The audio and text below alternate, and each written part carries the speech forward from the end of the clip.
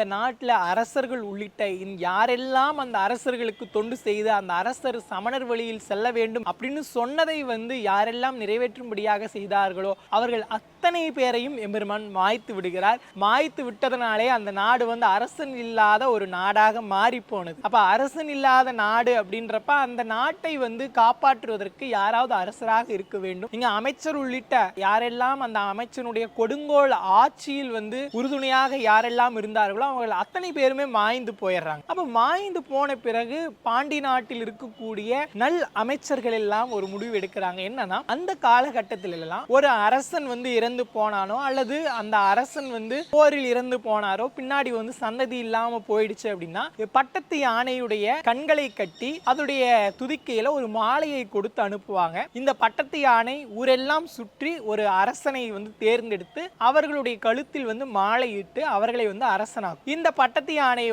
அதே போல இவர் அந்த பட்டத்து யானையினுடைய கண்களை கட்டி அதோடைய துதிக்கையிலே மாலையை கொடுத்து அனுப்பி விடுறாங்க. இந்த பட்டத்து யானை அரண்மனையிலிருந்து நேரடியா சொக்கநாத பெருமானினுடைய கோயில் வாசல்ல இந்த மூர்த்தி நாயனார் இருக்கக்கூடிய இடத்திற்கு நிற்கும்.